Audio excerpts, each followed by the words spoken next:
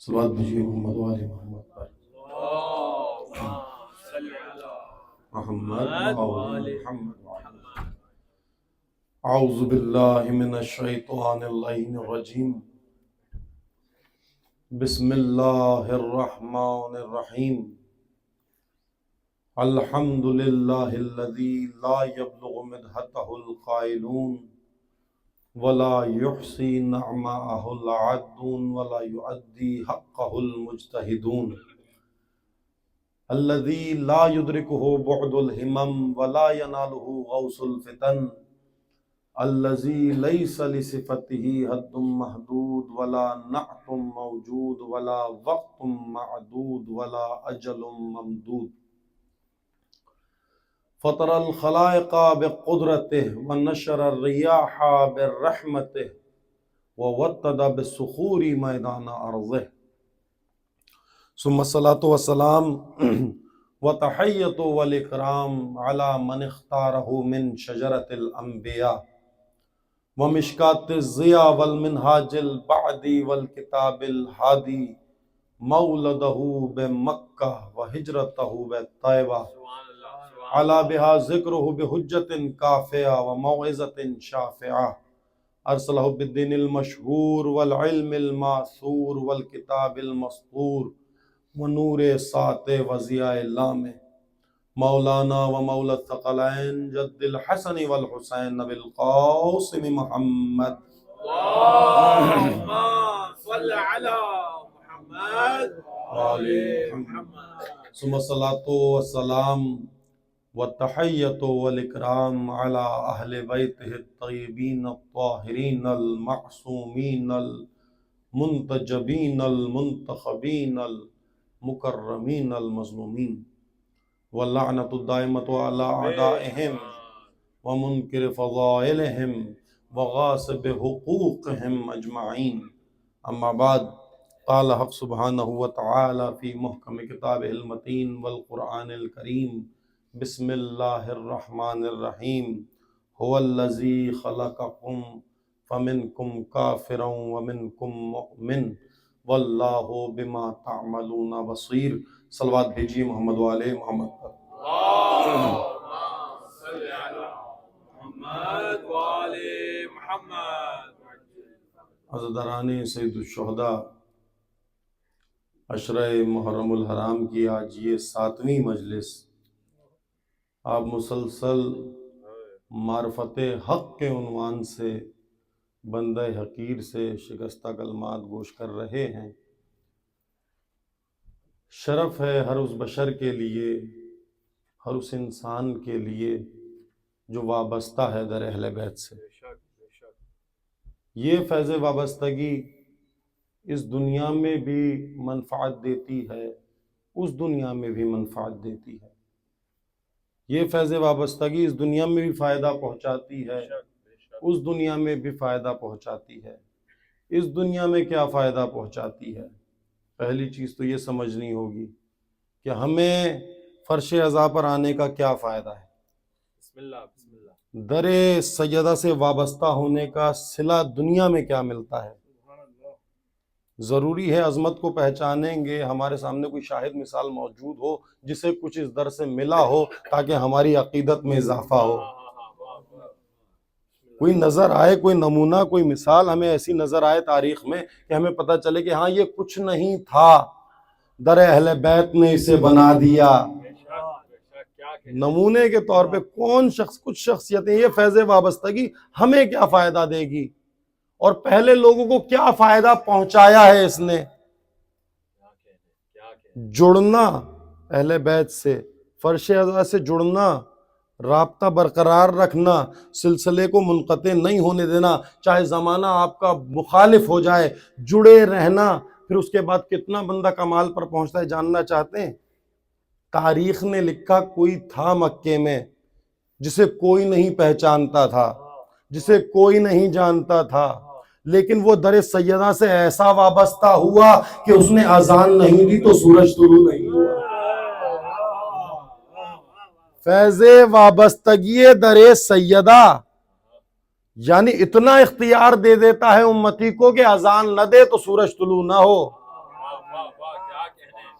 فیض وابستگی ایک عام آدمی ہے، کوئی امام نہیں ہے، کوئی نبی نہیں ہے، بلال حبشی ہے، غلام محمد ہے، مؤذن محمد ہے، کیا کہنے بھائی صاحب، کوئی نبی تھا، کوئی امام تھا، کچھ نہیں تھا، فقط در سیدہ پر جھکنے کا کمال یہ تھا کہ اب جو بھی طلوع ہوگا تجھ سے پوچھ کر طلوع ہوگا.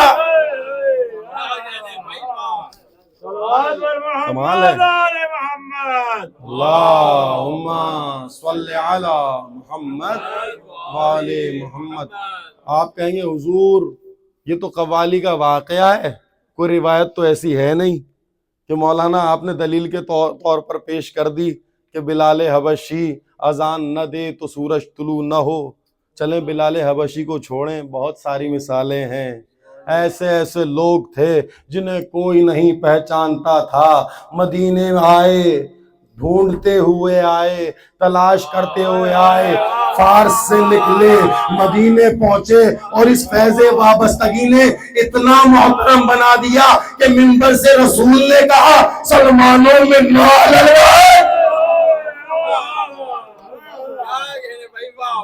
فیض وابستگی. اس در سے جڑنے کا نتیجہ، اس در سے محبت کا نتیجہ کہ اتنا محترم بنا دیا کہ سلمان. چلے ایک اور مثال دیتا چلوں. فیض وابستگی اتنی مہم ہے، اتنی مہم ہے کہ سنگ کو در بناتی ہے اور اسے عشق اہل بیت میں لبریز کر کے حر بناتی ہے.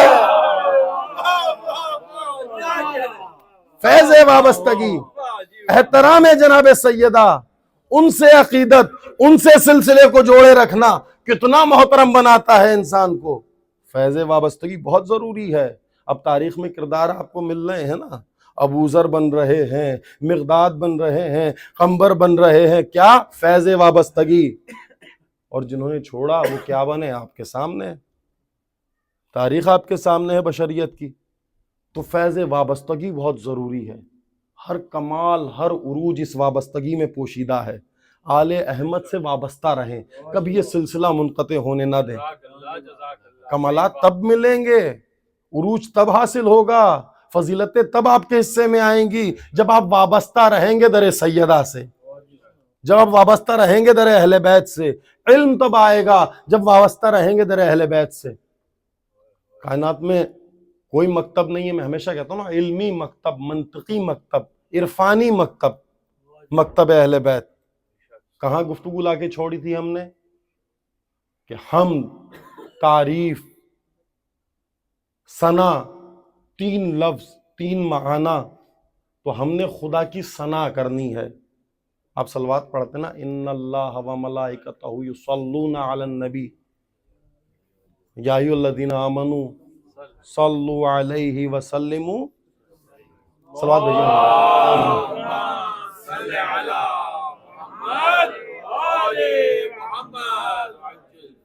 تو آپ نے جو عمل انجام دیا، آپ کہتے ہیں صلوات بھیجتے ہیں تو فوراً سب مل کے کہتے ہیں اللہم صلی علی محمد وعلی محمد. درود بھیجیں کہا جاتا ہے نا، ہم سب ایک دم سے یہ جملہ لاتے ہیں زبان پہ، اللہم صلی علی محمد وعلی محمد. اس کا ترجمہ کیا ہے؟ اللہ تو بھیج آل محمد پر صلوات. مولانا نے تو آپ سے کہا تھا صلوات بھیجیں، آپ نے کہہ دیا اللہ تو بھیج. آپ نے کیا بھیجا؟ کیا کہنے. سوچا کریں. دیکھیں میں بار بار آپ کو چھیڑ رہا ہوں، ذہن کو تحرک دے رہا ہوں، ٹھیک ہے، تاکہ آپ سوچیں، فکر کریں، غور کریں. افلا یتدبرون افلا یتفکرون، قرآن کہتا ہے نا، آپ علی والے ہیں، آپ سوچتے ہیں. آپ کے اوپر جو مشکلات آ رہی ہیں، تاریخ میں دیکھیں 250 سال تک 12 اماموں کی نسلوں کو شہید کیا گیا. کیوں شہید کیا گیا؟ وہ سوچتے تھے، وہ اچھے کے لیے سوچتے تھے. تو بروں کو سوچنا اچھا نہیں لگتا. وہ شعور بانٹتے تھے، جاہلوں کو شعور بانٹ. اس لیے ہم کہتے ہیں علی شعور والوں کا امام ہے، بے شعوروں کا امام نہیں ہے.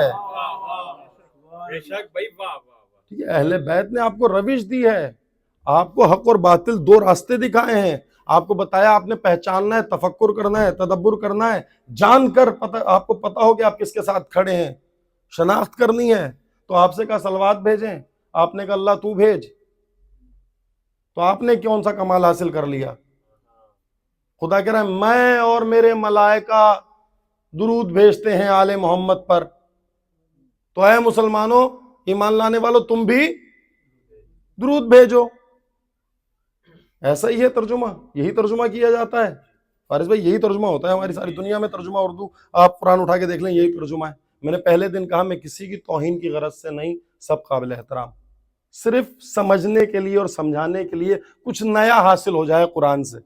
میں نے کہا قرآن جہاں علم جمود کا شکار ہو جہل میں بدل جاتا ہے، ٹھیک ہے؟ ممکن ہے 400 سال پرانا ترجمہ آج کے دور میں بچے کو سکھائیں گے تو بور ہوگا، اسے پتہ ہی نہیں چلے گا، کیونکہ آج ذہن تکمیل عقول کی طرف ہے۔ تو آج کے دور کے مطابق اسے بتائیں بھائی کہہ کیا رہے ہیں۔ آج کا بچہ جب ترجمہ پڑھے گا اور صلوات بھیجے گا اور صلوات کا ترجمہ پڑھے گا تو یہ تو کوئی بات ہی نہیں تھی، ایک فالتو سی بات تھی۔ مولوی نے کہا درود بھیجو، انہوں نے کہا اللہ تو بھیج، یہ کیا کر دیا ہم نے؟ اور اس سے ثواب کی تمنا بھی ہے کہ یہ ہماری بخشش کرائے گا۔ ایک چیز کو آگے فارورڈ کر دیا، میسج بنا دیا، جیسے واٹس ایپ پہ اور فیس بک پہ آتے 10 بندوں کو فارورڈ کر دیں، ہم نے یہ بھی فارورڈ کر دیا، اللہ تو بھیج۔ مولانا نے کہا 10 دفعہ فارورڈ کر دیا اللہ کو۔ آپ نے کیا کیا؟ آپ کو کیسی جزا، آپ کو کیسا ثواب صلوات کا، جب آپ نے کچھ پڑھا ہی نہیں، جب آپ نے کوئی ذکر کیا ہی نہیں۔ ان اللہ و ملائکتہ یصلون علی النبی، اور درود بھیجنے والی چیز نہیں ہے۔ اچھا بھیجنے والی چیز ہے تو کس طرف بھیجی، کہاں بھیجی، سمت بتائیں، زاویہ بتائیں۔ تو بھیجنے والی چیز نہیں ہے صلوات۔ صلوات کا مطلب کیا ہے؟ صلات، اب نماز بھی صلوات سے ہی ہے نا۔ صلات کہتے ہیں دعا کو، دعا کو کہتے ہیں صلات، صلات دعا، صلوات دعا۔ تو آپ کیا دعا دیں گے؟ ہم کہتے ہیں درود بھیجیے محمد علیہ، آپ دعا دیں بار الہ رحمت نازل کر۔ صلات کا ترجمہ اگر کریں رحمت تو آپ کہیں گے تو رحمت نازل کر آل محمد پر۔ میری اتنی اوقات ہے کہ میں ان پر رحمت کرواؤں جن کے صدقے پر عالمین پر رحمت ہو رہی ہے۔ کیا میری یہ حیثیت ہے کہ میں ان پر رحمت کی التجا کروں، خدا ان پر رحمت کر، اور خدا میرے کہنے سے ان پر رحمت کرے گا؟ کوئی گڑبڑ تو ہے، یہ چیز سمجھ میں آ رہی، کوئی مسئلہ ہے ادھر، کیونکہ وہ خود رحمت کل ہیں، ان کی رحمتوں کا سایہ عالمین پر ہے، اور میں کہہ رہا ہوں بار الہ میری کیا بساط کہ میں ان پر رحمت بھیجوں جو رحمت للعالمین ہے۔ تو ہے کیا صلات کا مطلب اگر رحمت نہیں ہے؟ تو خدا کہتا ہے ان اللہ و ملائکتہ یصلون علی النبی، اے ایمان لانے والوں میں اور خدا ثنا کرتے ہیں اہل بیت کی، ثنا کرتے ہیں۔ صلات کا ایک مطلب ثنا ہے، تعریف، ثنا، ذکر۔ میں اور ملائکہ ثنا کرتے ہیں اہل بیت کی، اے ایمان لانے والوں تم بھی ثنا کرو اہل بیت کی، ان کی ثنا کو وَيُسَلِّمُوا تسلیما، فقط ثنا نہ کرو، ثنا کے ساتھ اطاعت بھی کرو۔ یسلموا تسلیما، آپ نے تسلیم بھی کرنا ہے، اطاعت بھی کرنی ہے۔ میں خدا ہوں، ملائکہ ہیں، ہم نے صرف ثنا کرنی ہے، تم بندے ہو تو تمہیں اطاعت بھی کرنی ہے، صرف ثنا نہیں کرنی۔ یعنی ان کا ذکر کرنا، ان کی تعریف کرنا، ان کی ثنا کرنا، صلوات اسے کہا جاتا ہے۔ یعنی خدا عرش پر ان کی ثنا کرتا ہے اور فرش پر عزادار ثنا کرتے ہیں۔ اللہم صلی علی محمد وآل محمد۔ یہ مجلس مکمل اول سے اختتام تک ثنا اہل بیت ہے، یعنی یہ مکمل ایک صلوات ہے۔ جو اب ذکر کرتے ہیں، جشن کرتے ہیں، مجلس کرتے ہیں، یہ مکمل، یہ 3.5 گھنٹے کا جو ڈیوریشن ہوتا ہے، یہ پورا ایک صلوات ہوتا ہے۔ یعنی اسے صلوات کہا جاتا ہے۔ یہ ثنا کی ہے اہل بیت کی، ذکر کیا ہے اہل بیت کا۔ اب ہم نے کہا نا بھائی ذکر ثنا کریں، ثنا کے معنی سمجھ میں آ گئے کہ ثنا کس کی ہوتی ہے؟ اہل بیت کی ہوتی ہے۔ حمد کس کی ہوتی ہے؟ خدا کی ہوتی ہے۔ ہم نے کہا نا، اور عام بندے کی کیا ہوتی ہے؟ تعریف ہوتی ہے۔ اللہ کی تعریف نہیں ہوتی۔ حد تام، حد ناقص، رسم تام، رسم ناقص علم میزان میں ہم نے کل بیان کیا آپ کو کہ کسی شے کی حد کا معین ہونا، رسوم کا معین ہونا، اس کا تعین کر کے شخصیت کا اس کا ذکر کرنا تعریف کہلاتا ہے۔ خدا نہ حد میں آتا ہے نہ رسم میں آتا ہے، کیا کہنے بھائی، واہ خدا نہ حد میں آتا ہے نہ رسم میں آتا ہے۔ تو پھر ہم حمد کریں کیسے؟ ہمیں سلیقہ کون بتائے گا؟ خدا ہمارے اندر تو اتنی قدرت ہی نہیں ہے کہ ہم تیری حمد کر سکیں۔ ایک محدود چیز لامحدود کی کیسے ثنا کرے گی؟ ہماری ہر شے محدود ہے، تو ہم تو تیری ثنا کا حق ادا کر ہی نہیں سکتے۔ تو کس کے پاس جائیں؟ کون ہمیں آداب سکھائے گا کہ خدا کی ثنا کیسے کریں؟ وہی آداب سکھائیں گے جن کو خدا نے ثنا کے آداب سکھانے کے لیے اتارا ہے، کیا کہنے بھائی، واہ واہ، وہی سکھائیں گے۔ اب کتاب ہے بصائر الدرجات، ٹھیک ہے، اور لکھنے والے کون ہیں؟ صحابی امام حسن عسکری علیہ السلام۔ اللہم صلی علی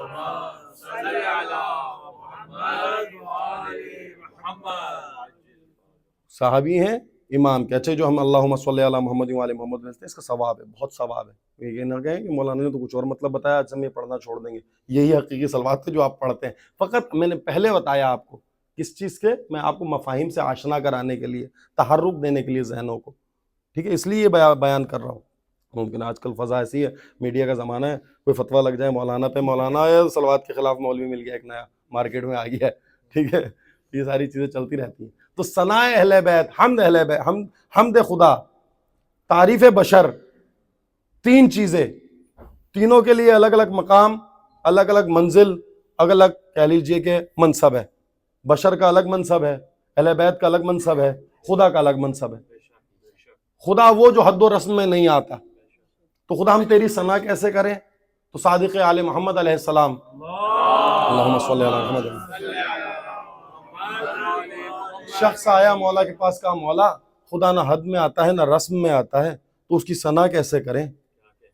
ہم الحمدللہ رب العالمین پڑھتے ہیں کہ ہم حمد کرتے ہیں اس کی، ہم تو اس کی حمد کر ہی نہیں سکتے، ہم تو محدود ہیں، وہ لامحدود ہے، ہماری حد بھی معین ہے، ہماری رسم بھی معین ہے، ہم اس کی ثنا کیسے کریں، اس کا ذکر کیسے کریں، اس کو یاد کیسے کریں؟ کہا پریشان ہو رہے ہو؟ کہا جی مولا، تو ہم اس کی ثنا کیسے کریں؟ آداب سکھائیں۔ جانتے ہیں امام نے کیا کہا؟ کہا ان اللہ لا یوصف، خدا وہ ہے جس کی کوئی توصیف بیان نہیں کر سکتا۔ خدا وہ ہے جس کی کوئی توصیف بیان نہیں کر سکتا۔ پریشان ہو گیا، کہا مولا یعنی ہم اللہ کی توصیف بیان نہیں کر سکتے؟ کہا نہیں بیان کر سکتے۔ کہا مولا پھر ہم کیا کریں؟ کہا کیوں پریشان ہو رہا ہے؟ نحن لا یوصف، کوئی ہماری صفات بیان نہیں کر سکتا۔ اللہ تو اللہ ہے، کوئی ہماری صفات بیان نہیں کر سکتا۔ اور پریشان ہو گیا، کہا مولا اللہ تو اللہ تھا، اب ہم آپ سے بھی محروم ہو گئے کہ ہم آپ کی بھی توصیف نہیں کر سکتے۔ کہا پریشان ہو رہا ہے؟ کہا جی مولا پریشان ہو رہا ہوں، الجھن کا شکار ہوں۔ کہا ان المؤمن لا یوصف، کوئی مومن کے کمال بیان نہیں کر سکتا۔ دلیل دوں گا، امام ایسے کلام نہیں کرتے۔ کہا اللہ کے کمال بیان کرنا تو چلو بشر کے بس کی بات نہیں تھی، اہل بیت کے بیان کرنا نور خدا ہے، چلو سمجھ میں آتا ہے کسی حد تک، مومن کے کمال بیان کرنا یہ بھی ناممکن، یہ سمجھ میں نہیں آ رہا، یہ تھوڑا دشوار ہے۔ کہ پریشان نہ ہو، کہ مولا حد اور رسم الجھا رہی ہے کہ خدا کی نہ حد ہے نہ رسم ہے، آپ کی بھی نہیں کر سکتے حد اور رسم۔ کہا تھا کہ چلو ثنا والی کی ہوتی ہے، ٹکڑا ہے نور کا، سمجھ میں آئی کوئی حد ہے، لیکن مومن تو چلو حد بھی معین ہے، رسم بھی معین ہے۔ کہا اچھا، کا ایک ذکر بتایا امام نے، کہا وہ خدا جو نہ حد میں آتا ہے نہ رسم میں آتا ہے، جو کہیں نہیں آ سکتا، وہ قلب امام میں آتا ہے۔ جو خدا کہیں نہیں آ سکتا، آپ کا قلب ہے نا، دل ہے نا، آپ کے دل کی وسعت کتنی ہے، کیا کیا آ سکتا ہے آپ کے دل میں، آپ کو خود نہیں پتا۔ اس کی وسعت کا اندازہ آپ لگا سکتے ہیں قلب کی؟ نہیں لگا سکتے نا۔ اب سنیں امام کیا کہہ رہے ہیں، کہ وہ خدا جو کہیں نہیں آتا، کہاں آتا ہے؟ قلب امام میں آتا ہے، وہ امام جو کہیں نہیں آتا، وہ خدا کو لے کر قلب مومن میں آتا ہے۔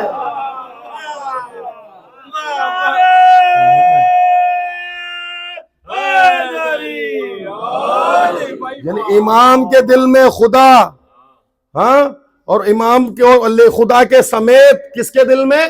مومن کے دل میں۔ اب قلب مومن کی وسعت کتنی ہوگی کون جانے، کہ جس میں امام بھی ہے، جس میں خدا بھی ہے۔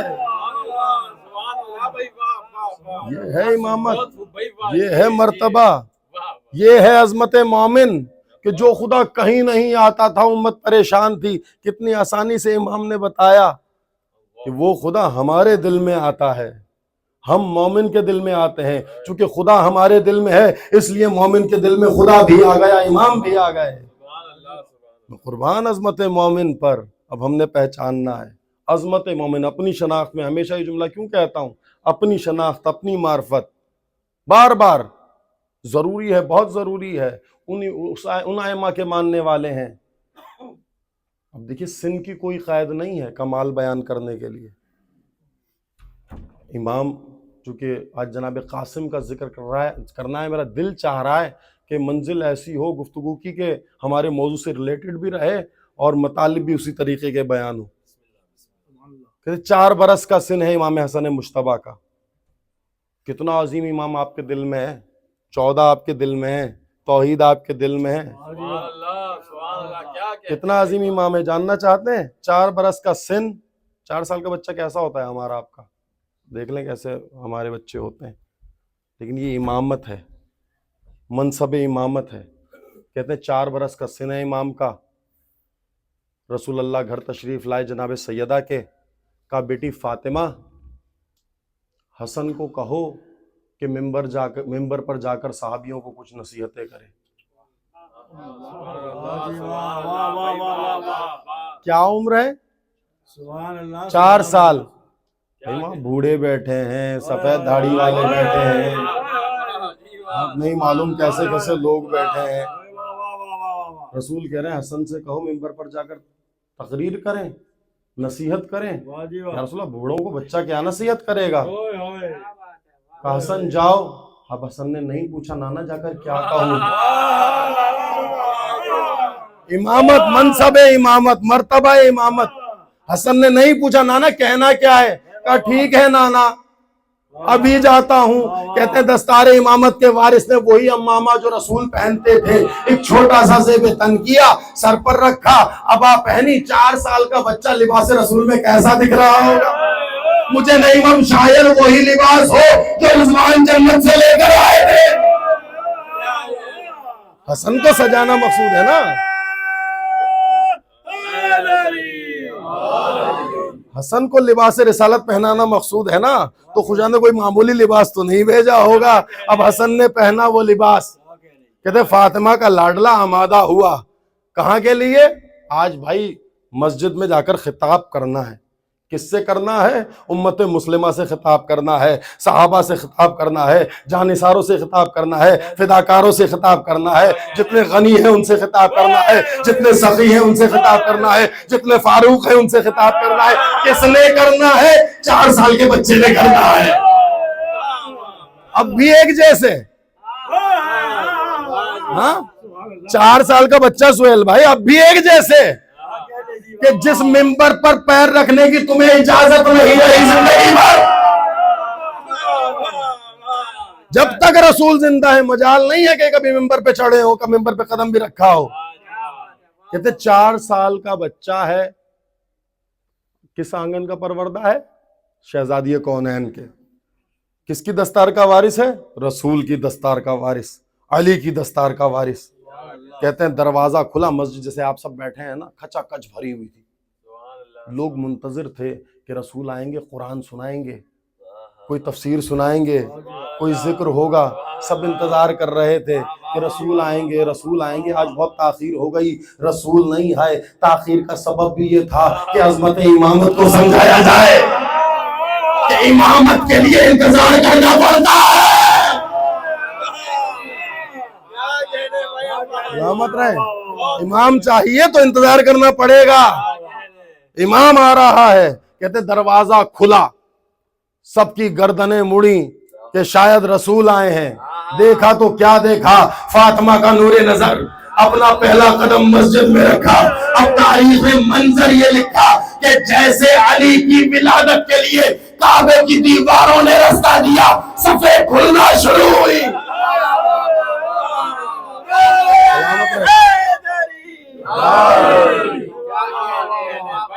صفیں کھلنا شروع ہوئی. وہی روب, وہی دبدبا, وہی جلال, وہی ہیبت. 4 سال کا بچہ ہے, عزادارو, 4 سال کا بچہ کس انداز سے آ رہا ہے, وہی دبدبا ہے, وہی روب ہے, وہی ہیبت ہے. قدم رکھتا ہے, لوگوں کے دل دہلتے ہیں کہ آج یہ اکیلا کیوں, آج نانا کی انگلی پکڑ کر کیوں نہیں آیا. سوچ رہے تھے شاید جائے گا منبر کے پاس جہاں روز بیٹھتا ہے, وہاں جا کر بیٹھ جائے گا. انہیں ایسا لگ رہا تھا, رستہ دیتے رہے, حسن آتے رہے. منبر کی پہلی سیڑھی پر قدم رکھا, دوسری سیڑھی پر قدم رکھا, تیسری سیڑھی پر قدم رکھا. اس مقام پر بچہ تھا, چاہتا تو پہلی سیڑھی پر بیٹھ جاتا, بچہ تھا چاہتا تو دوسری سیڑھی پر بیٹھ جاتا, بچہ تھا چاہتا تو تیسری. بچہ نہیں تھا, امام تھا, اور اپنی مسلک کو پہچانتا تھا.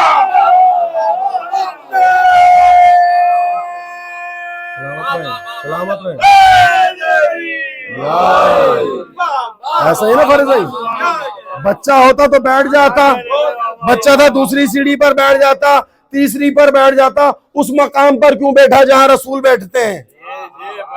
علت ہے, اسباب ہیں بھائی. پہلی سیڑھی تو فلاں کی ہے, دوسری تو فلاں کی ہے, تیسری تو فلاں کی ہے. منبر میں تو علی کے لیے سیڑھی ہی نہیں ہے. منبر میں تو علی کے لیے سیڑھی نہیں ہے.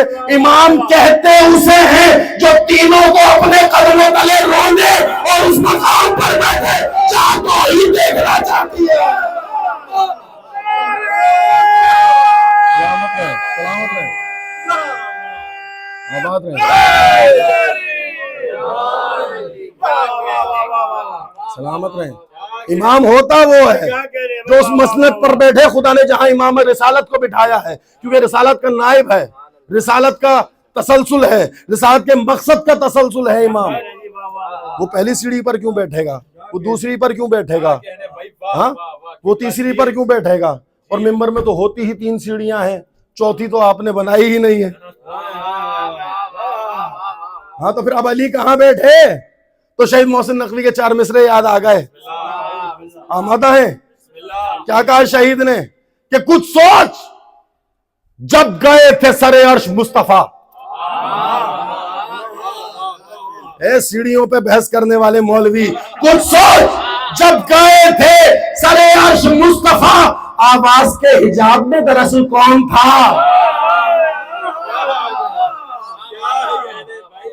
کچھ سوچ, کچھ سوچ, شعور سے کام لے. کچھ سوچ جب گئے تھے سرے عرش مصطفیٰ, آواز کے حجاب میں دراصل کون تھا؟ منبر کی سیڑھیوں پہ نہ رتبے تلاش کر, معراج میں بتا کہ بلا فضل کون تھا.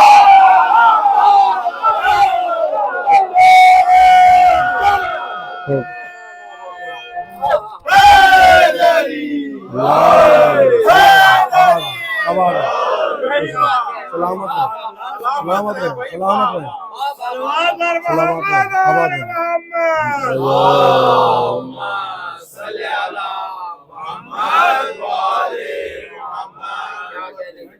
سلامت رہے, سلامت رہے. منبر کی سیڑھیوں پہ نہ رتبے تلاش کر, بلا فضل کون تھا؟ معراج میں بتا کہ بلا فضل کون تھا. حسن آئے اس مقام پر جہاں رسالت جلوہ افروز ہوتی ہے منبر پر. لوگ خاموش حسن کو دیکھ رہے ہیں. ایک 4 سال کا بچہ منبر پر بیٹھا ہوا ہے, جلوہ افروز ہے. صحابہ کھڑے ہیں, بوڑھے بھی ہیں, جوان بھی ہیں, ہر طریقے کے لوگ ہیں. سب منتظر ہیں کہ حسن کچھ بولے کہ اس مسند پر بیٹھنے کی علت کیا ہے. کہا یا ایھا الناس, اے لوگو, لعن اللہ ولدن اقا ولدائے, خدا لعنت کرے اس اولاد پر جو اپنے باپ کا نافرمان ہو.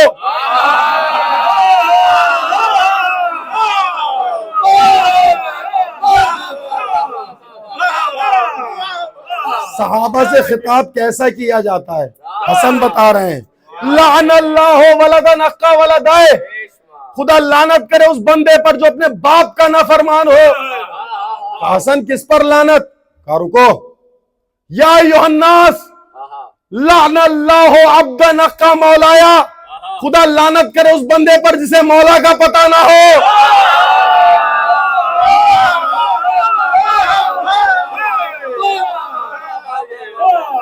4 سال کا سن ہے، 4 سال کا سن ہے.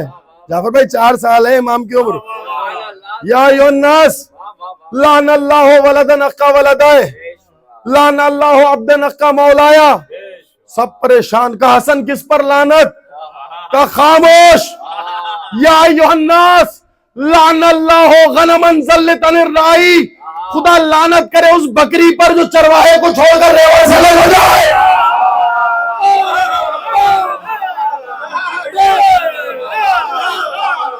سلامت رہے، سلامت رہے، آباد رہے.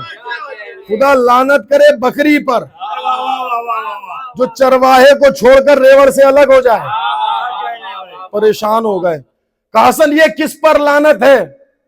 کون 3 جن پر تو لعنت کر رہا ہے؟ ہمیں بھی بتا. بھائی 3 پر لعنت کرنا سنت امام حسن ہے.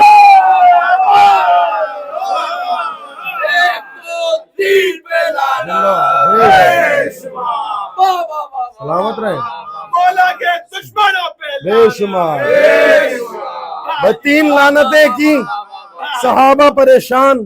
کہا حسن کس پر لعنت کی؟ کہا میں نے تھوڑی کی ہے. کہا ممبر پر آپ ہو، بول آپ رہے ہو اور کہہ رہے ہو کہ آپ نے لعنت نہیں کی. کہا میں نے نہیں کی. کہا یا حسن وہ 3 کون ہیں جن پر لعنت کی؟ کہا میں نے کب لعنت کی؟ یہ حسن کا کلام ہی نہیں ہے،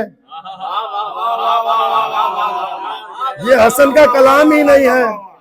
حسن آپ نے کہا، ہم سب نے سنا، چلو رسول اللہ کے پاس. کہا چلو، چلو رسول اللہ کے پاس. اگر اتنا شوق ہے رسوا ہونے کا تو چلو. کہتے ہیں اب امام حسن آگے آگے، مسجد سے نکلے ہوئے سارے لوگ مجمع پیچھے پیچھے. عجیب منظر ہے. امام حسن مسکراتے ہوئے جا رہے ہیں، پیچھے سب پریشان آ رہے ہیں. 4 سال کا سن ہے. 4 سال. امامت کی عظمت کو پہچانیے، امامت کے مرتبے کو پہچانیے. سب پریشان. دستک دی، دق الباب کیا. کہا یا رسول اللہ جلدی باہر آئے، تماشا ہو گیا مسجد میں. کہا کیا ہوا؟ آپ کے لاڈلے نے ممبر پر چڑھ کر لعنت کر دی. کہا کس پر؟ کہا پتہ نہیں، 3 پر لعنت کی ہے، بندے بہت سارے تھے. حسن سے پوچھے لعنت کس پر کی ہے؟ 3 بندے الگ کریں، باقیوں پر تو تہمت نہ لگے، باقیوں پر تو الزام نہ لگے، باقی تو لعنت کی زد میں آئیں. وہ تو بچے بھی پتہ تو چلے. اب اتنے سارے مجمع، کوئی 1-3 بندوں کو بندہ ایسے ہوائی فائرنگ کر دے اور بول دے کہ بھائی میں نے تو یہ زبان سے ہوائی فائرنگ اصلی والی نا، اور بندہ آپ سب پریشان ہو جائے مولانا نے وہ 3 کون سے بندے بول دیے بھائی. ٹھیک ہے کہ مولانا کو پسند نہیں ہے. اب سب ظاہرین آپ مومنین پریشان ہو جائیں گے. اور حق بجانب تھے، سارے اصحاب آ گئے. یا رسول اللہ وہ 3 الگ کریں، نکالیں تاکہ پتہ چلے اصحاب سے کچرا نکال دیا گیا ہے.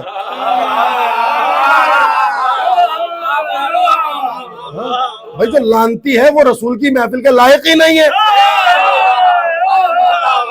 حق بجانب ہے، اعتراض بھی حق بجانب ہے، تقاضا بھی حق بجانب ہے صحابہ کا کہ بھائی مشخص کرے وہ 3 کون ہیں تاکہ ہم سب لعنت کی زد میں نہ آئیں. کہا بیٹا حسن کس پر لعنت کی 3 پر؟ کہا نانا جان اس پر لعنت کی جس پر ماں سیدہ لعنت کرتی ہے. نانا جان میں نے اس پر لعنت کی جس پر ماں سیدہ لعنت کرتی ہے. نانا جان میں نے اس پر لعنت کی جس پر بھائی حسن لعنت کرتے ہیں، حسین لعنت کرتے ہیں. نانا جان میں نے اس پر لعنت کی جس پر بابا علی لعنت کرتے ہیں. نانا جان میں نے اس پر لعنت کی جس پر جبرائیل بھی لعنت کرتا ہے، جس پر اسرافیل بھی لعنت کرتا ہے، جس پر میکائیل بھی لعنت کرتا ہے، جس پر آسمان کے فرشتے لعنت کرتے ہیں. میں نے اس پر لعنت کی جن پر تمام عالم لعنت کرتے ہیں. نانا جان میں نے اس پر لعنت کی لعنت کرتے ہیں. نانا جان میں نے اس پر لعنت کی جس پر خدا لعنت کرتا ہے.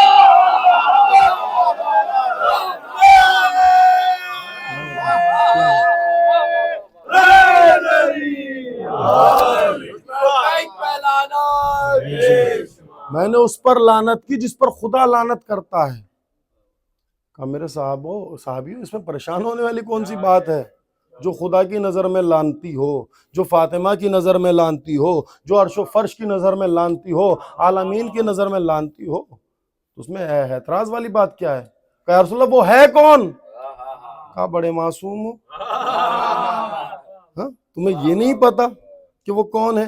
کہا یا علی میرے قریب آؤ. علی کو بلایا. کہا اس کو پہچانتے ہو؟ کہا جی آپ کے داماد ہیں، علی ہیں، حال ہی میں مولا بنے ہیں.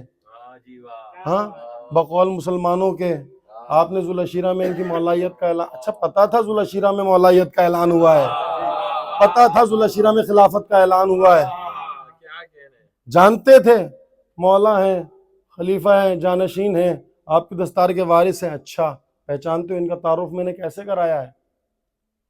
یاد ہے کتنی دفعہ کرایا ہے، منبر سے بتایا ہے. یا رسول اللہ دہرا دیجئے. پتہ چلا بھولنے کی بیماری انہیں خود کو تھی.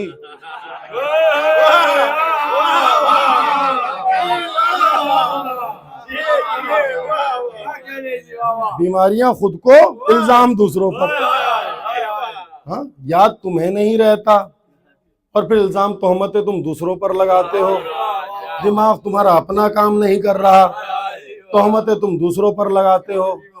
کہ یا رسول اللہ دہرا دیجئے نا تسکین قلب کے لیے، اطمینان قلب کے لیے. کہا یہ حسن بیٹا کیا کہا تھا؟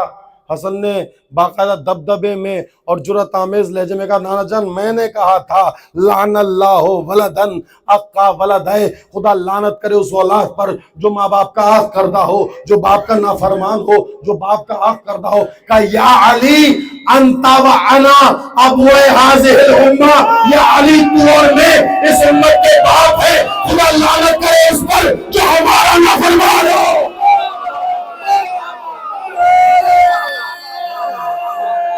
سلامت رہے.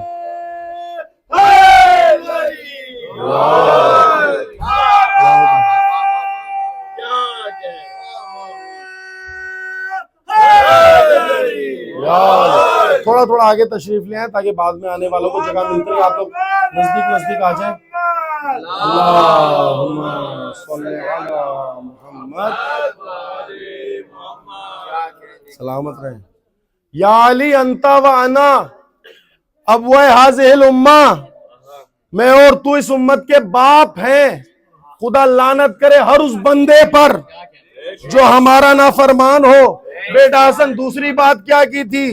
کہ نانا جان میں نے کہا لعن اللہ عبدن اقا مولایا، خدا لعنت کرے اس بندے پر جو مولا کا نافرمان ہو، جو مولا کا حق کردہ ہو. کہ یا علی انت و انا مولایا ہذہ الامہ، یا علی تو اور میں اس امت کے مولا ہے، خدا لعنت کرے اس بندے پر جو مولا کا نافرمان.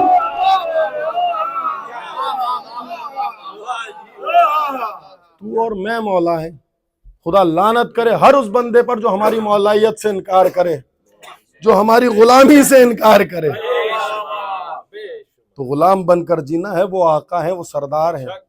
کہا یا رسول اللہ آپ مولا، علی مولا، آپ باپ، علی باپ، بکری کا کیا قصور ہے؟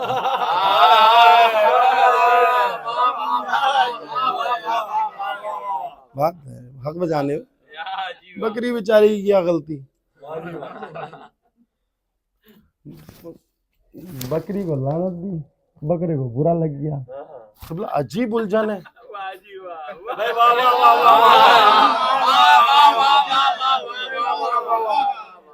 دل پر ہاتھ رکھ کے بات کی ہے میں نے. برا لگ گیا کہ بکری کی کیا غلطی تھی؟ بکری پہ لعنت کیوں کی؟ آپ مولا سمجھ میں آیا، ٹھیک ہے، آپ باپ امت کے سمجھ میں آیا، بکری بیچاری کی کیا غلطی؟ کہا ہے میرے صحابیوں کان کھول کر سنو، خدا نے ہر نبی کو، ہر امام کو زمین پر چرواہا بنا کر اتارا ہے، اور امت کے لیے کہا ہے یہ ریوڑ ہے، امت ریوڑ، امام چرواہا۔ چرواہا اور ریوڑ یہ بہت عظیم رشتہ ہے، قرآن اس کو استعارے پیش کرتا ہے نا، مثلا اب خدا لعنت کرے اس بکری پر جو ریوڑ کو چھوڑ کر چرواہے سے الگ ہو جائے، یہ لعنت کی ہے۔ اچھا چرواہے کی ذمہ داری کیا ہوتی ہے فارس بھائی؟ چرواہے کی ڈیوٹی کیا ہوتی ہے؟ چرواہے کی ڈیوٹی مثلا کوئی سردار ہے، اس نے رکھی ہوئی 200 بکریاں، اب وہ ایک چرواہا ہائر کرتا ہے، کہتا ہے چرواہے میں تجھے چرواہا رکھ رہا ہوں، تیری ذمہ داری یہ ہے بکریوں کے کھانے پینے کا خیال رکھنا ہے، انہیں کھلانے پلانے کا، ان کی صحت کا خیال رکھنا ہے، صبح جتنی بکریاں لے کر جا رہا ہے صحت سلامت تندرست یہ بکریاں واپس آنی چاہیے، کوئی بکری بھوکی نہ ہو، کوئی بکری پیاسی نہ ہو، بارش آئے تو تو نے حفاظت کرنی ہے، طوفان آئے تو انہیں بچانا ہے، آندھی چلے تو ان کی حفاظت کرنی ہے، زلزلہ آئے تو انہیں حفاظت کرنی۔ اب چرواہے کی ذمہ داری ہے بکریوں کا خیال رکھنا ہے، کیونکہ سردار نے گن کے 200 بکریاں دی ہیں،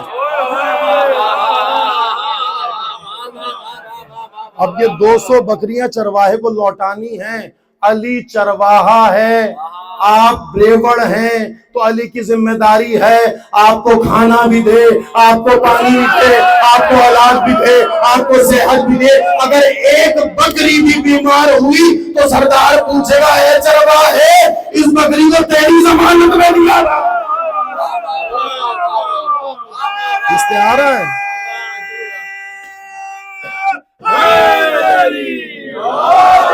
یہ استعارہ ہے، استعارہ ہے ریوڑ، استعارہ ہے چرواہا۔ اب اگر کوئی بکری، چرواہا اتنا مہربان ہو کہ کھلاتا بھی ہو، پلاتا بھی ہو، خیال بھی رکھتا ہو، اور اس کے باوجود کوئی بکری آئے اور چرواہے سے کہے کہ میں نے تیری ماننی نہیں، میں تیرے ریوڑ میں رہنا ہی نہیں چاہتی، مجھے تو اس باغ سے کھانا ہی نہیں ہے، مجھے تو اس باغ سے کھانا ہے۔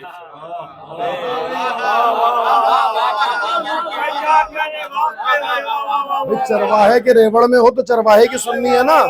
اگر کوئی بکری ضد کرے مجھے تو اسی باغ سے کھانا ہے، اور چرواہا کہے کہ وہ باغ تیرے لیے ہے ہی نہیں،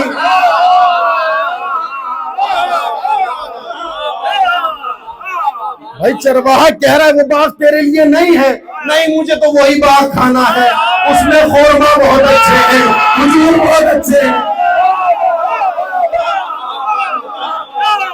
بھائی خورمے کا درخت بہت بلند ہے، تیرا منہ وہاں تک نہیں پہنچے گا۔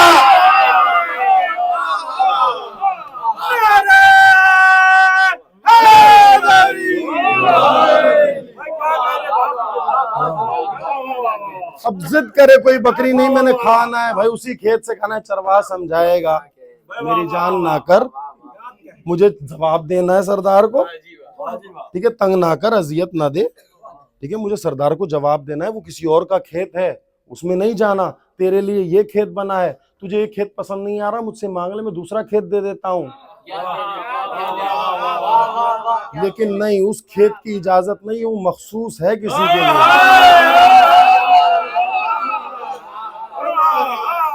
میں چرواہا ہوں، میں چرواہا ہوں، میں چرواہا ہو کر بھی اس کھیت کی طرف بڑے احتیاط سے جاتا ہوں کہ یہ نسبت کسی سے ہے۔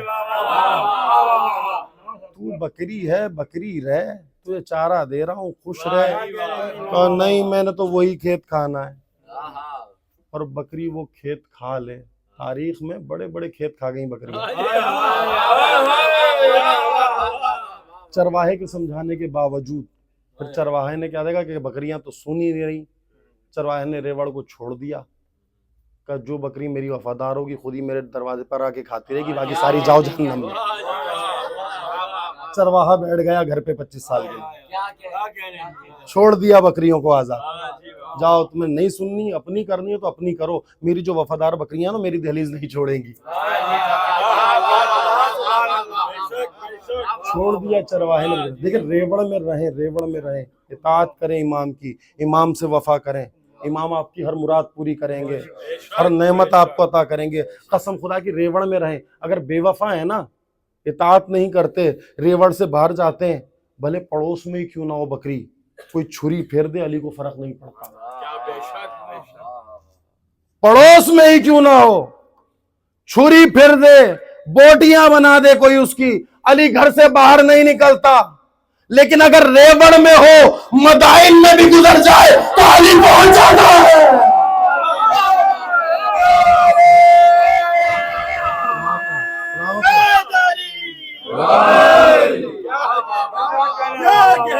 بکری نافرمان ہو، ریوڑ میں نہ ہو، پڑوس میں رہتی ہو، علی کو کوئی فرق نہیں پڑتا کہ کس نے چھری چلائی، کس نے پیٹ پھاڑا، کس نے کیا کیا، علی کو کوئی فرق نہیں پڑتا۔ ریوڑ میں ہے، مدائن میں گزر جائے، علی اپنے ہاتھوں سے قبر میں اتارتا ہے اور دعا کرتا ہے، بارے الہ مسلمان نہیں سلمان کو بھیج رہا۔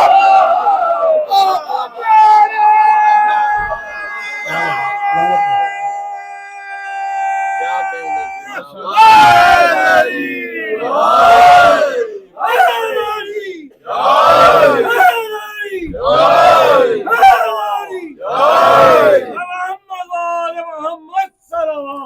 اللہم صلی علی محمد آل محمد۔ دنیا کے جس کونے میں بھی ہو، اگر ریوڑ میں ہو تو علی آتا ہے، علی حمایت کے لیے آتا ہے، علی حفاظت کے لیے آتا ہے، کہ خدا نے ذمہ داری لگائی ہے علی کی۔ مدائن میں گزرا سلمان، علی پہنچ گئے، اپنے ہاتھوں سے قبر میں اتارا، قبر پر ہاتھ رکھ کر دعا دی کہ میرا سلمان ہے، اے تراب اس کا خیال رکھیو، ابو تراب کا حکم ہے۔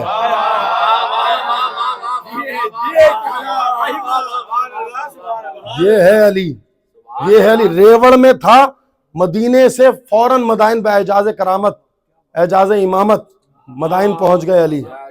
پڑوس میں تھا، علی نہیں گئے، ریوڑ سے باہر تھا، نافرمان تھا، اپنی منمانی کرنے والا تھا۔ اپنی منمانی کرو گے، علی کا آپ سے کوئی واسطہ نہیں ہے۔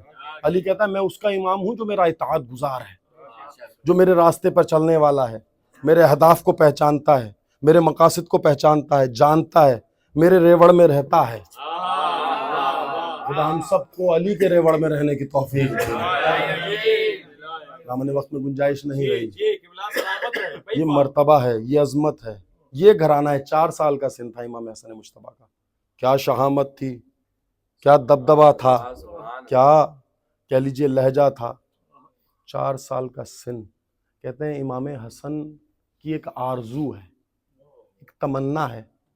جب جناب سیدہ مصلی عبادت پر ایک دن نماز پڑھ رہی تھی، علامہ ہاشمی نے کتاب معرفت میں یہ جملہ لکھا ہے کہ سیدہ مصلی عبادت پر حالت نماز میں تھیں، اور جو ہی نماز تمام ہوئی اور سلام کیا جناب سیدہ نے، تو شکم سے آواز آئی کہ السلام علیکی یا اماہ انا ولدک عریان، اے ماں تجھے تیرے بے کفن بیٹے کا سلام۔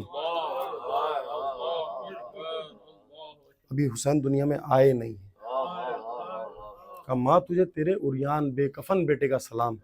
پریشان ہو گئی، کہتے ہیں پھر سلام کی آواز آئی، شکم سے آواز دی کہ السلام علیکی یا اماہ انا ولدک عطشان، ماں تجھے تیرے پیاسے بیٹے کا سلام۔ سخت ہے عزادارو کسی بھی ماں کے لیے۔ کہتے ہیں پھر آواز آئی السلام علیکی یا اماہ انا ولدک بذبح المیدان، اے ماں تیرے اس بیٹے کا سلام جسے میدان میں ذبح کر دیا جائے گا۔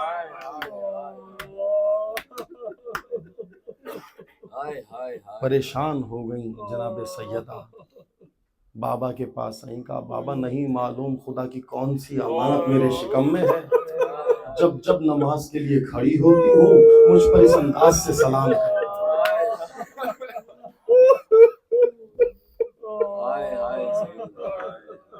مجھ پر اس انداز سے سلام کرتا ہے، مجھے نہیں معلوم خدا کی کون سی امانت ہے۔ کہتے ہیں امام حسین کے متعلق رسول اللہ نے مکمل داستان کربلا جناب سیدہ کو سنائی۔ حسین کی شہادت، حسین پر قربان ہونے والوں کی شہادت، تمام مصیبتیں سنائیں۔ اب کہتے ہیں امام حسین دنیا میں آ گئے، امام کی عمر ہے 4 برس، جس طریقے سے امام حسن کی 4 برس عمر تھی، اور واقعہ آپ نے سنا تھا۔ کہتے یہاں امام کی عمر 4 برس ہے، اور امام حسین کو کسی طریقے سے پتہ چل گیا کہ میں شہید کربلا ہوں۔ بچپنے میں معلوم تھا، امام کو معلوم تھا، لیکن ایک علت ہوتی معاشرے تک پہنچانے کے لیے۔ شاید حسین کو 4 سال کے سن میں پتہ چلا کہ میں کربلا میں 3 دن کا پیاسا مارا جاؤں گا، دوڑتے ہوئے گئے بھیا حسن کے پاس، کہا بھیا آپ کو پتا ہے میں 3 دن کا پیاسا کربلا میں مارا جاؤں گا؟ حسن رونے لگے، کہاں مجھے پتا ہے۔ کہا بھیا کیا آپ میرے ساتھ نہیں ہوں گے؟ کہا ہاں میں تیرے ساتھ ہوں گا، خدا مجھے ایک بیٹا دے گا، اسے کربلا لے جانا، خود پر قربان کرنا، سمجھنا تیرا بھائی تجھ پر قربان ہو۔ خدا مجھے ایک بیٹا دے گا جو ہو بہو میرے جیسا ہوگا، اسے خود پر قربان کرنا، سمجھنا تیرا بھیا تجھ پر قربان ہو گیا۔ جناب قاسم کا ذکر کرنا ہے عزادارو، غریب حسن مصطفیٰ کا ذکر کرنا ہے۔ تاریخ نے لکھا تھا امام حسین بہت محبت کرتے تھے اپنے اس بھتیجے سے، بہت زیادہ محبت کرتے تھے۔ کبھی احساس نہیں ہونے دیا اپنے بھائی کے بیٹے کو، کہ کوئی ستیلا پن محسوس ہونے نہیں دیا قاسم کو۔ کہا قاسم میں تیرا بابا ہوں، قاسم میں حسین تیرا بابا ہوں، کسی بھی شے کی ضرورت ہو، کوئی بھی آرزو ہو، کوئی بھی تمنا ہو، تجھے اجازت نہیں ہے حسین کے علاوہ کسی اور کو بیان کرے۔ بہت لاڈ دیا، بہت پیار دیا جناب قاسم کو۔ اب تاریخ نے لکھا حسین جناب قاسم نے پوری زندگی امام حسین سے کچھ نہیں مانگا۔ جہاں حسین نے اپنی محبت دکھائی ہے نا، تو قاسم نے بھی اخلاق کا وہ مظاہرہ کیا کہ کسی شے کا تقاضا نہیں کیا۔ اب تاریخ نے لکھا ہے کہ قاسم کو فقط ایک مقام پر حسین کے آگے دستے دراز پھیلانے پڑے کہ مولا مجھے اجازت دیجیے، مولا مجھے اجازت دیجیے۔ قاسم تجھے کیسے اجازت دوں، تیرا چہرہ دیکھتا ہوں تو مجھے بھائی کی یاد آتی ہے، تیرے بدن سے مجھے حسن مصطفیٰ کی خوشبو آتی ہے۔ قاسم میں کیسے تجھے اجازت دوں، میں اکیلا رہ جاؤں گا، ابھی تو ساتھ ہے تو یہ ڈھارس ہے کہ میرا بھیا میرے ساتھ کھڑا۔ 13 سال کا سن ہے جناب قاسم کا، اجازت نہیں دی۔ جناب قاسم بار بار آتے ہیں، مولا پلٹا دیتے ہیں، تو میرے بھائی کی نشانی ہے، تو میرا لخت جگر ہے، اے قاسم چچا کا بھی دل نہیں لگے گا تیرے بغیر۔ قاسم کو بار بار لوٹا دیتے ہیں۔ اب ایک وقت وہ آیا ہے عزادارو، خدا کسی کو یہ وقت نہ دکھائے، جناب قاسم کی تاریخ کا سب سے مظلومانہ جملہ جو مجھے اس تاریخ میں پوری جناب قاسم کی ملا، جانتے ہو عزادارو کیا ہے؟ مقاتل نے لکھا کہ مسلسل اجازت نہ ملنے کے بعد جناب قاسم پشتے خیمہ گئے۔ خدا کسی قتیم کو یہ وقت نہ دکھایا عزادارو، کہتے پشتے خیمہ گئے، اپنے چھوٹے چھوٹے زانوؤں کو سمیٹا، اپنا سر رکھا اور پھول پھول کر رونے لگے۔ کہا بابا آج یتیمی کا ایسا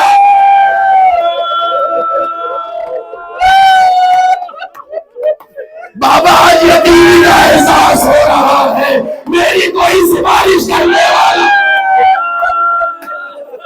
بابا سب شہید ہو رہے ہیں، تیرے قاسم کی کوئی سفارش نہیں کرتا۔ حضرت جناب فرمانے جب قاسم کے رونے کی آواز سنی، جگر پھٹ گیا۔ پہلی دفعہ قاسم کو یہ کہتے ہوئے سنا، اماں تیرا قاسم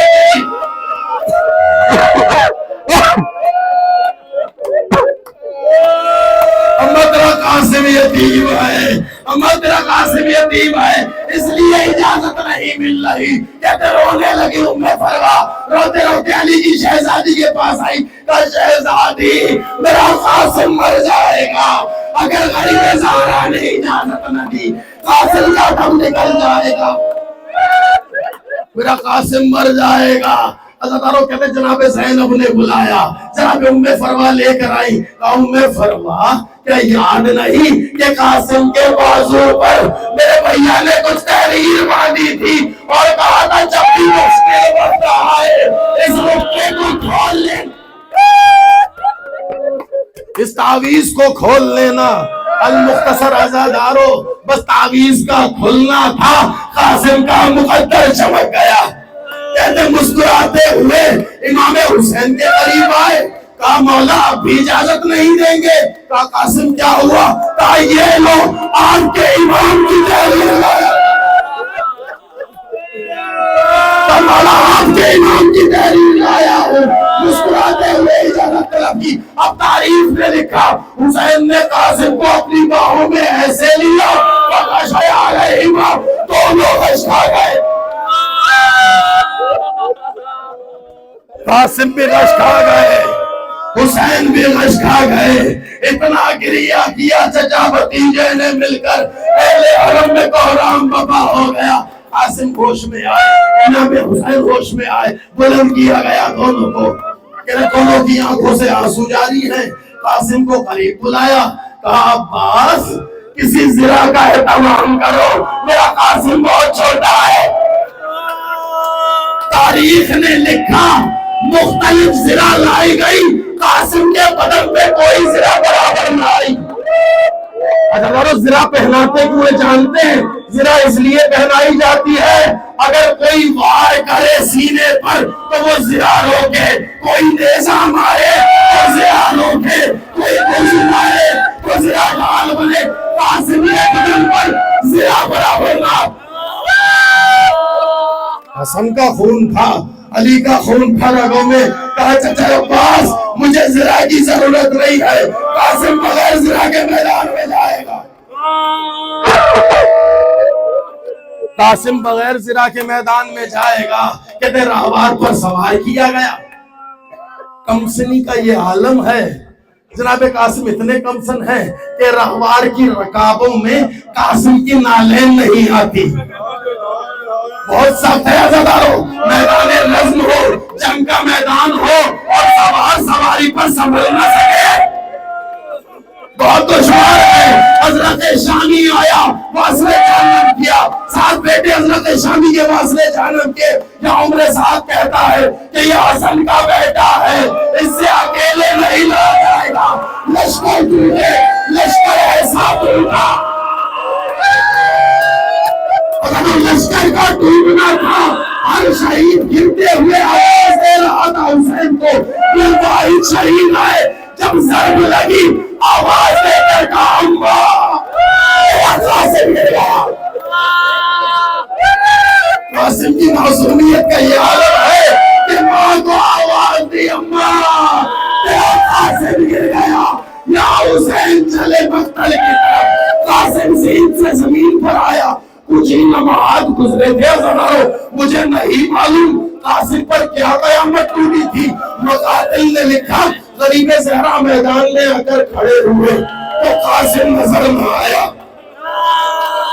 ابھی کچھ لمحات پہلے حسن مصطفیٰ کے لال نے آواز دی تھی، اسی مقام پر حسین کھڑے ہیں، قاسم نظر نہیں آتا۔ کہا بیٹا قاسم کہاں ہو؟ چچا آ گئے مدد کے لیے، قاسم کی آواز نہیں آتی۔ حسین بار بار بلاتے ہیں، قاسم چچا کو جواب دو، قاسم چچا کو جواب دو۔ حسین رونے لگے، خاکے کربلا پر بیٹھ گئے، آواز نہ آئی۔ غریب زہرا روتا رہا۔ اب وقت وہ آیا، غریب زہرا نے کمر کو تھاما، کھڑا ہوا، کہا قاسم اب تجھے چچا نہیں امام وقت بلا رہا، قاسم امام وقت بلا رہا ہے۔ جواب دو، اتنا کہنا تھا بدن کے کچھ ٹکڑے بدن کے کچھ ٹکڑے دشتے کربلا میں حرکت میں آئے، ٹکڑوں سے آواز آئی چچا تیرا قاسم بھاگ آیا، چچا تیرا قاسم بھاگ، چچا تیرا قاسم نکل گیا۔ آئے فرما کا نصیر، خدا کسی ماں کو ایسا منظر نہ دکھایا کرتا لو۔ کہتے حسین نے اپنی آبا کربلا کے دشت میں پھیلائی۔ اب حسین جس طریقے سے ماری صبح سویرے باغ میں سے گل چنتا ہے نا، کربلا کے میدان میں غریب زہرا کبھی کسی کوشش سے کوئی ٹکڑا لاتا ہے، کبھی کسی کوشش سے کوئی ٹکڑا لاتا ہے، اپنے شہزادے کو جمع کرتا۔ ہر لاشا حسین نے شانوں پر اٹھایا ہے، ہر لاشا اٹھایا ہے۔ اور بارگاہ توحید میں کہے بارے الہ حسین کا صبر دے، بارے الہ اپنے غریب کا صبر دے۔ یہ واحد لاشا ہے جسے حسین نے گٹھڑی میں سمیٹا، کہا بارے الہ یہ لاشا میں شانوں پر کیسے مقاتل نے لکھا حسین ایک گٹھڑی پشت پر رکھے خیموں کی طرف بڑھے، جہاں جہاں سے حسین گزرتے ہیں خون کی ایک ندی ہے، فروا کا دلہا آ رہا ہے، فروا کا لاڈلا آ رہا ہے، یہ فروا منتظر ہے کہ مولا میرے قاسم کو لائیں گے۔ جو ہی فروا نے دیکھا کہ مولا آ گئے لیکن ہاتھ خالی ہیں، سوال کیا مولا کیا میرے قاسم کو نہیں لائے؟ مولا کیا میرے شہزادے کو نہیں لائے؟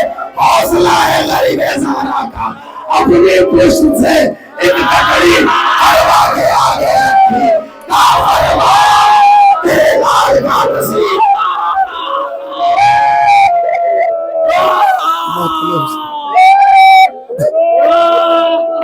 اللہ